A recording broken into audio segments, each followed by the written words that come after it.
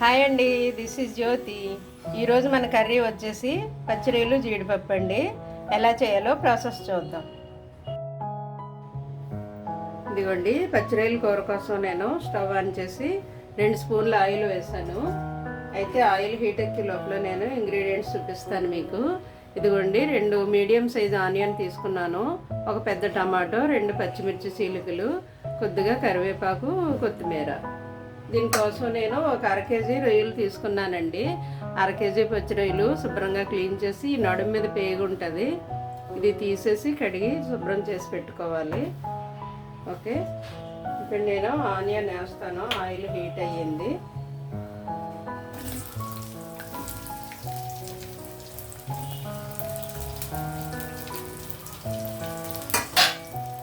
Oil heat అయింది. Onion వేగే లోపల మనం ఇందులో ఉప్పు, పసుపు, సాల్ట్ వేద్దామండి. చిటికెడు పసుపు వేసాను కొద్దిగా. నేను కర్రీకి సరిపడా సాల్ట్ ఇప్పుడే వేసేస్తున్నాను.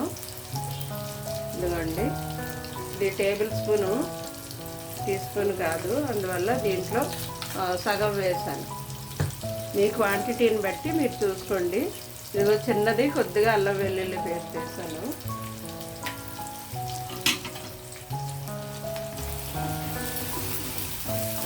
ఇది ఆనియన్ కొంచెం బ్రౌన్ అయ్యాయి, వేగిపోయాయి కదా. ఇందులోనే నేను పచ్చిరొయ్యలు వేసేస్తాను. ఇప్పుడు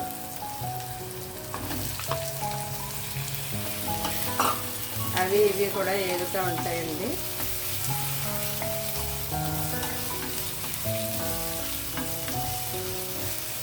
ఇది కొంచెం మగ్గిన తర్వాత అప్పుడు మిగిలిన ఇంగ్రీడియంట్స్ వేద్దాము. అందాక నేను లిడ్ పెట్టి సిమ్లో పెడతాను. ఇదిగోండి, రొయ్యల్లో వాటర్ వచ్చింది కదా, ఆనియన్లోది రొయ్యల్లోది వాటర్ బయటకు వచ్చింది, రిలీజ్ అయ్యింది. నేను ఇప్పుడే టమాటా యాడ్ చేస్తున్నాను.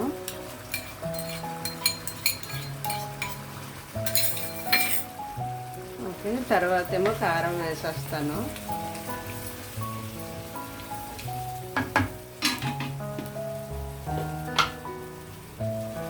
నీసు కదండి, నీసు వాసన వస్తాయి రొయ్యలు, అందువల్ల కారం కొంచెం పడుతుంది.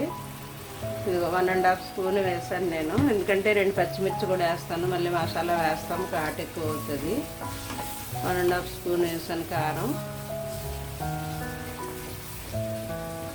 కొంచెము ఇందులో వాటర్ అయిపోయిన తర్వాత మనం వాటర్ యాడ్ చేద్దామండి.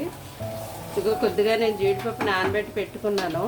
చాలామంది ఫ్రై చేసి వేస్తారు, మరి ఫ్రై చేస్తే హెల్త్కి మంచిది కాదని నేను నానబెట్టి వేసేసాను. ఇందులోనే కొత్తిమీర, కరివేపాకు, పచ్చిమిర్చి ఇవన్నీ వేసేద్దాం.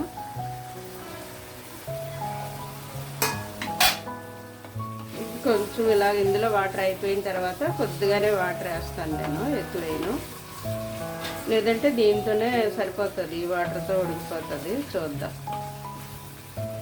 కొద్దిగా మంట తగ్గించి లిడ్ పెడతా. చూద్దామండి మన రొయ్యల కూర.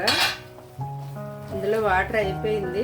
నేను కొద్దిగా వాటర్ వేస్తున్నానండి, కొంచెం రొయ్యలు ఉడకడానికి. ఇది కొంచెం ఉడికిన తర్వాత నేను కొద్దిగా ఒక చిన్న నిమ్మకాయలో సగం నిమ్మకాయ బద్దంతా చింతపండు నానబెట్టుకున్నాను.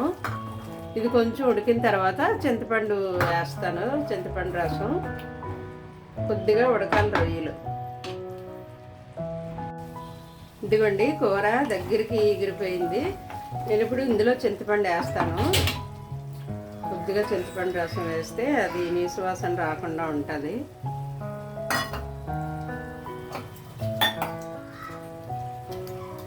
కొంచెం చింతపండు వేసేసి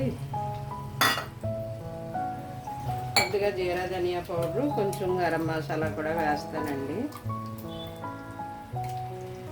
అయిపోయింది చింతపండు, ఒకసారి కలుపుతాను.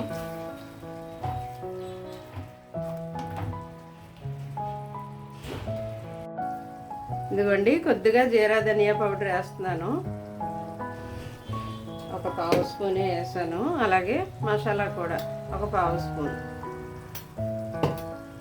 కొద్దిగా ఒక 1 మినిట్ది దగ్గరికి ఎగిరిపోతే ఇంకా ఆఫ్ చేసేయడమే.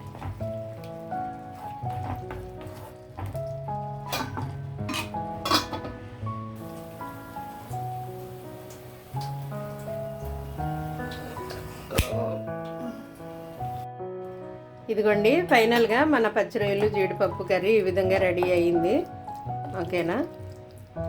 థ్యాంక్స్ అండి. Thank you for watching.